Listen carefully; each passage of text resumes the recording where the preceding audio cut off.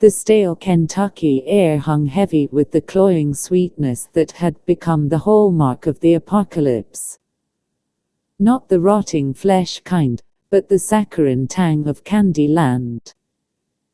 Project Zomboid, already a brutal survival simulator, had taken a turn for the absurd, thanks to the mod now. Instead of just hordes of the undead, I had to contend with jelly zombies, rock candy zombies, and goddamn chocolate zombies. My name is Sarah, and I was, frankly, losing my mind. My current base, a fortified bakery in Muldroff naturally, was hardly defensible. The windows were boarded up with plywood, reinforced with metal sheets scavenged from a nearby auto body shop. Inside, organized chaos reigned. Canned goods lined the shelves, alongside ammunition, tools, and a disturbing amount of licorice whips. Zombies didn't seem to care for them. My immediate problem was the jelly zombies. These gelatinous monstrosities were impervious to melee weapons and absorbed bullets like they were made of, well, jelly. I'd wasted precious ammunition on them already. The radio crackled to life, static briefly obscuring a desperate plea for help echoing from the south. I ignored it. Compassion was a luxury I couldn't afford. Chocolate bastards are flammable, rock candy ones are slow, I muttered to myself, rehearsing the survival mantra that kept me sane. Jelly is a bullet sink. Got it. I needed to expand my operations. The bakery was running out of space, and I desperately wanted a pet, a candy creature to keep me company in this sugar-coated nightmare. The mod promised them, bizarre but loyal companions. My sights were set on the factory on the outskirts of town, a place where dreams were made, and now, apparently, nightmares were manufactured.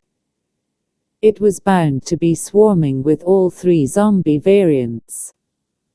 I geared up, grabbing my trusty hunting rifle, a jerry can of gasoline for the chocolate fiends, naturally, and a crowbar. A baseball bat would be useless against the jelly zombies. My usual attire of denim jeans, a leather jacket, and combat boots offered minimal protection, but it was better than nothing. Emerging from the bakery, the midday sun glinted off the candy-coated landscape. Giant gummy bears lay slumped against buildings, and licorice vines snaked across the roads. It was nauseatingly cheerful.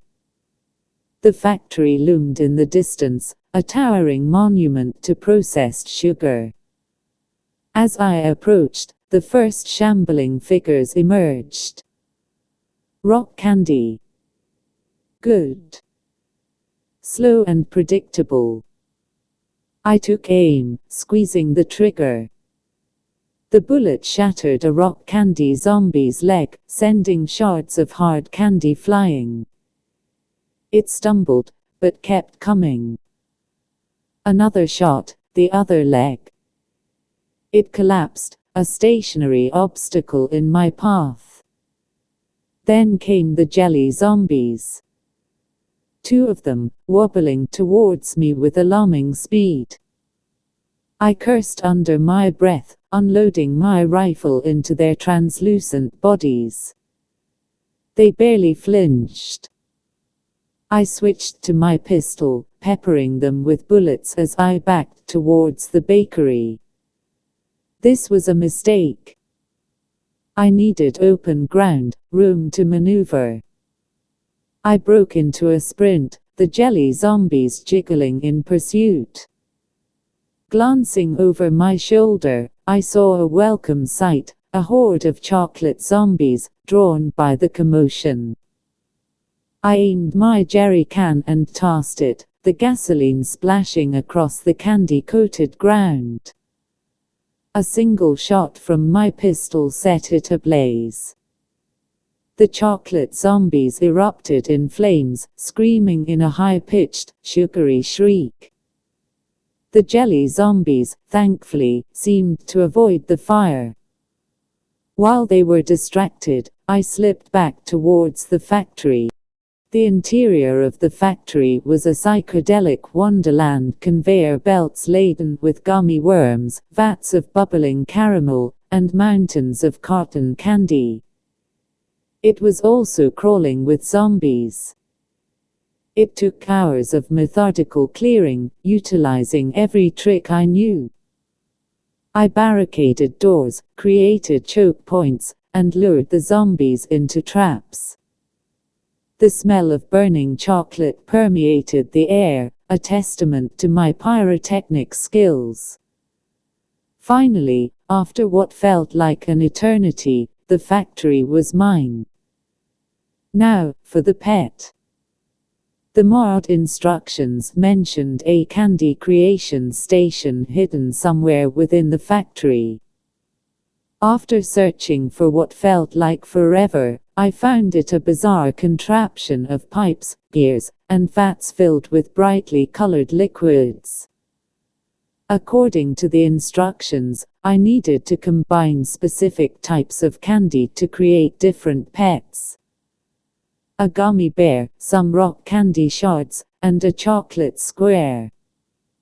I had all the ingredients. With trembling hands, I fed the ingredients into the machine. The station whirred to life, spraying out a rainbow of sparks and emitting a deafening, sugary shriek. The vats bubbled, the gears spun, and then silence. I cautiously opened the output hatch.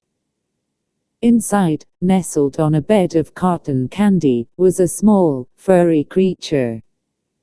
It was the size of a cat, with a gummy bear body, rock candy legs, and a chocolate nose. It looked up at me with wide, innocent eyes.